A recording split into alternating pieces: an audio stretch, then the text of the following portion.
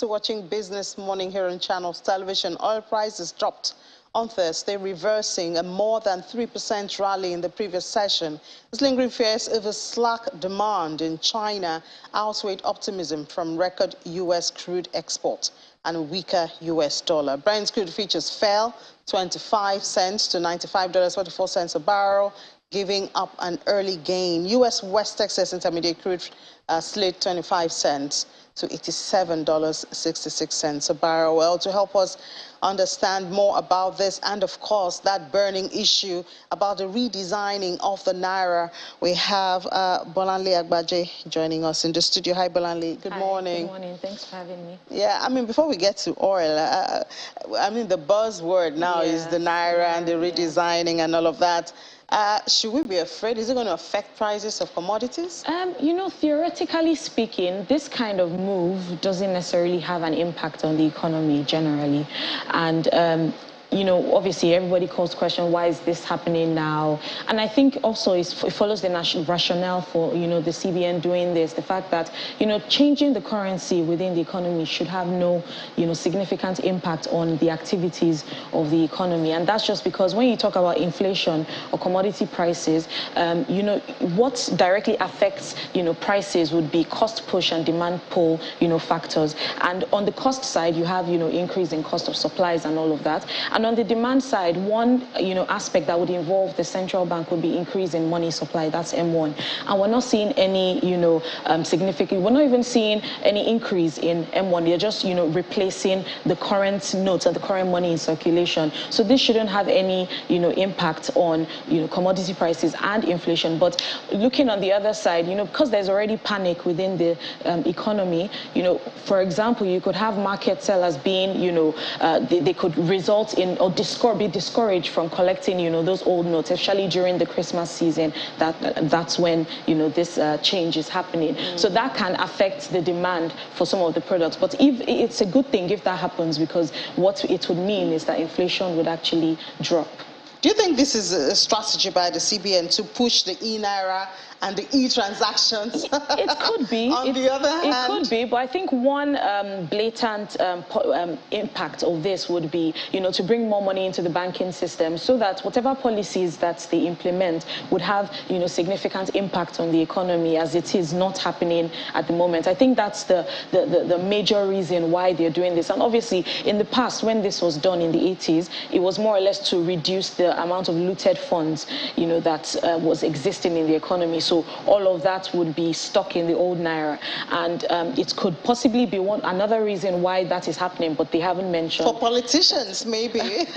All those money that have been stashed away for political activities may just become useless. Yes, exactly. So in any case, it's actually a good thing. I understand that, you know, a lot of Nigerians have lost confidence in the policies within the country. And, you know, it's just, there wouldn't be any right time to do this, I don't think, and actually in the short term. So, you know, there could be benefits coming from this change, especially from the corruption aspect. I'm sure they haven't mentioned that, but it could possibly, you know, benefit us in the long run. Yeah, I mean, I think, as you said, Nigerians are just weighed down with a lot of burning issues. That, I mean, when you talk about redesigning, they're like, where is that coming from? Where is that, you know?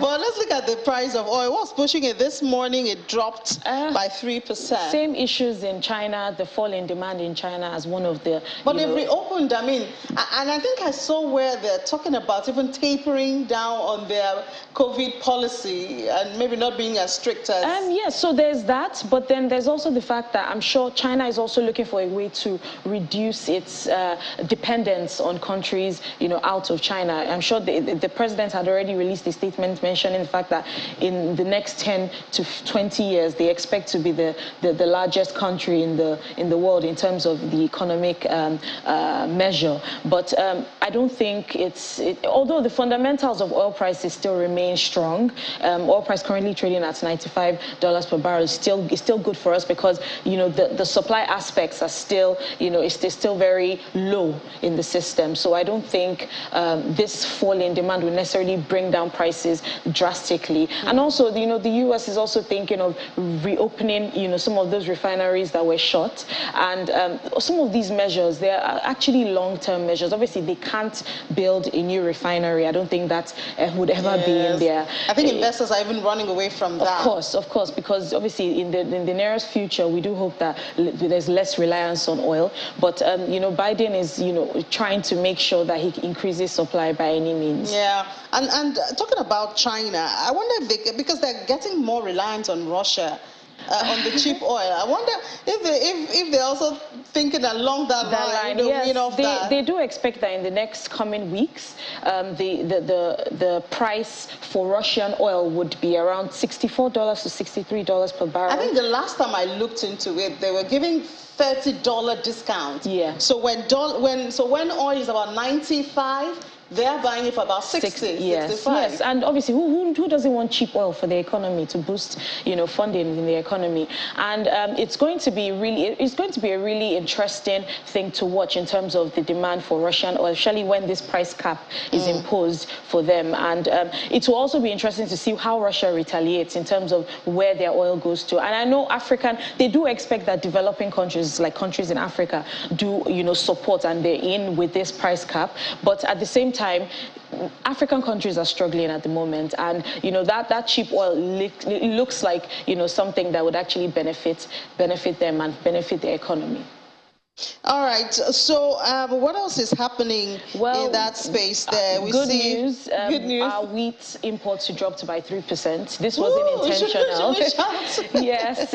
Obviously, it wasn't intentional. It was just because there was less supply from Russia and Ukraine, especially from the Black Sea ports. And obviously, this was favorable for us in terms of the fact that wheat prices are currently trading at about $845 per bushel, which is huge. And it's great for us in terms of our reserves, our import bill, and our trade balances. It would be positive for those. And the government had talked about the fact that this cassava flour policy and all of that. But a lot of bread producers, we have the millet bread too. Yes, but they do mention the fact that when you mix cassava flour with some of the wheat flour, the combination is not necessarily good for the dough that they need to produce bread. So I'm sure they're still going to be heavily reliant on, some of this imported wheat. All right, Bolanle Agbaje, thank you so much for your time this morning. We'll certainly watch that space and see what else happens there. Thank you. All right, let's switch gears now, and we're going to the NESG. We know that summit was supposed to have been held this week. I believe so. What was postponed and is now going to be held next month, November 14th and 15th. And that will be the 28th Nigerian Economic Summit. It will hold on the 14th and 15th. But just before we delve into that conversation, let's take a breather. We'll be back.